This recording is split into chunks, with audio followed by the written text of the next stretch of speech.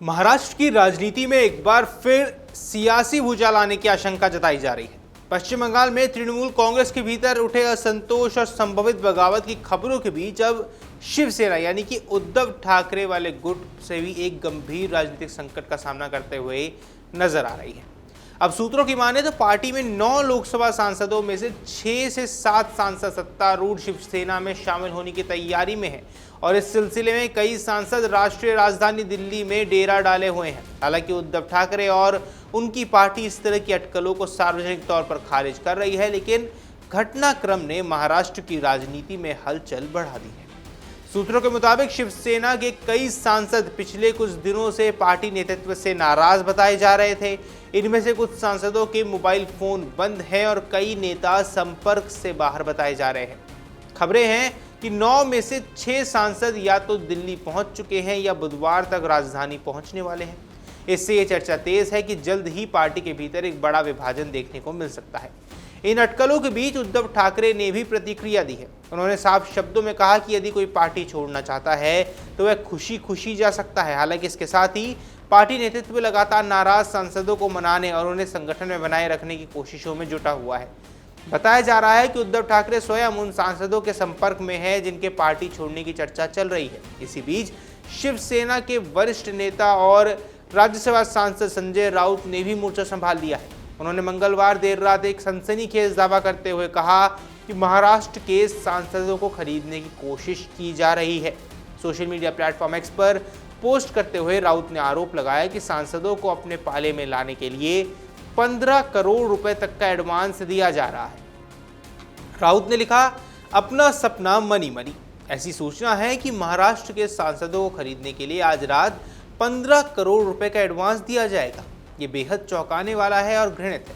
उनके इस बयान ने राजनीतिक गलियारों में नई बहस छेड़ दी है और संभवित दल बदल की चर्चाओं को और अधिक हवा मिल गई। उधर सूत्रों ने जानकारी दी कि महाराष्ट्र के उप मुख्यमंत्री और शिवसेना प्रमुख एकनाथ शिंदे मंगलवार देर रात दिल्ली के लिए रवाना हुए। शिंदे खेमे से जुड़े नेताओं का दावा है कि 6 से 7 सांसद उनके संपर्क में है और वे जल्द ही कोई बड़ा फैसला ले सकते हैं। हालांकि इस संबंध में अभी तक कोई आधिकारिक घोषणा नहीं हुई है। शिंदे गुट के नेताओं का कहना है कि शिवसेना यानी कि यूबीटी के भीतर असंतोष की एक बड़ी वजह आदित्य ठाकरे बनते जा रहे हैं। उनका दावा है कि पार्टी के कुछ वरिष्ठ सांसद और नेता इस बात से असहज हैं कि संगठन में आदित्य ठाकरे का प्रभाव लगातार बढ़ता जा रहा है।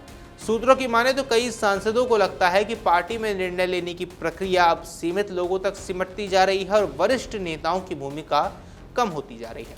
राजनीतिक सूत्रों का भी यही कहना है कि 19 जून को शिवसेना एक महत्वपूर्ण घोषणा करने की तैयारी में थी। ये दिन अविभाजित शिवसेना के 60वें स्थापना दिवस के रूप में मनाया जाना है। अब माना जा रहा है इस अवसर पर आदित्य ठाकरे को संगठन में बड़ी जिम्मेदारी देने का ऐलान किया जा सकता था। इसी संभावना ने कुछ सांसदों की नाराजगी को और ज्यादा बढ़ा दिया। इन घटनाक्रमों के बीच शिवसेना के लोकसभा सांसद अरविंद सावंत द्वारा लोकसभा अध्यक्ष ओम बिरला को लिखे गए पत्र ने भी राजनीतिक महत्व हासिल किया है। पत्र में सावंत ने स्पष्ट किया कि लोकसभा में शिवसेना ही पार्टी की आधिकारिक और मान्यता प्राप्त इकाई है तथा उसका प्रतिनिधित्व पार्टी द्वारा अधिकृत नेता और मुख्य सचेतक के माध्यम से किया जाता है।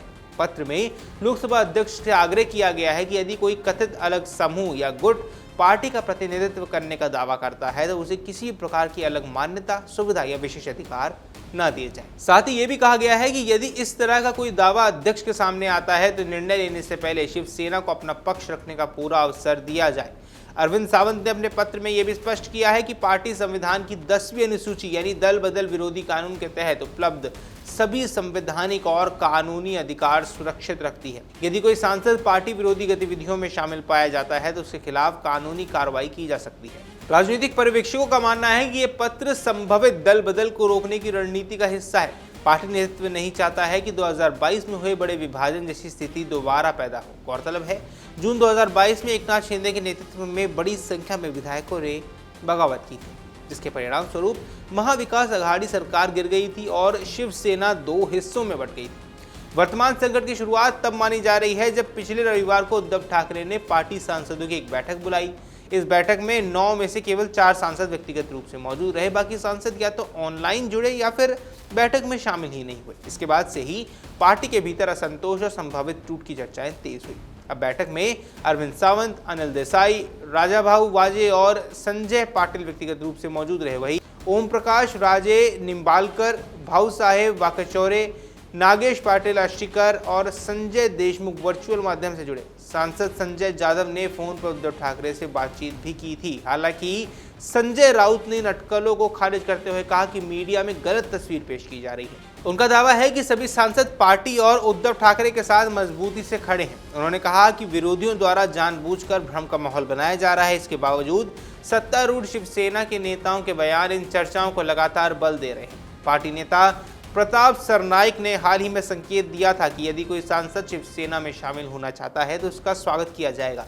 उनके इस बयान के बाद राजनीतिक हलकों में ये माना जाने लगा कि पर्दे के पीछे कुछ बड़ा चल रहा है। स्थिति तब बहुत ज्यादा दिलचस्प हो गई जब संजय राउत अचानक दिल्ली पहुंच गए और राजनीतिक गलियारों में यह चर्चा शुरू हो गई कि वो लोकसभा अध्यक्ष ओम बिरला से मुलाकात करेंगे और संभावित दल बदल की स्थिति में पार्टी की संसदीय मान्यता को सुरक्षित रखने के लिए आवश्यक कदम उठा सकते हैं।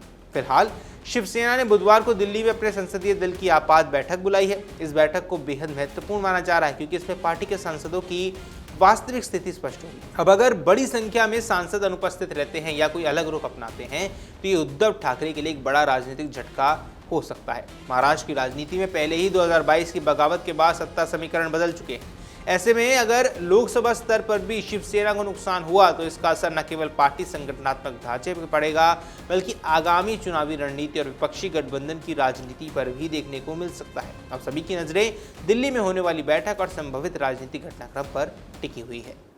अगर आप ये वीडियो YouTube पर देख रहे हैं तो हमारे चैनल को सब्सक्राइब कर बेल आइकन दबाएं और Facebook पर देख रहे हैं तो हमारे पेज को लाइक करें।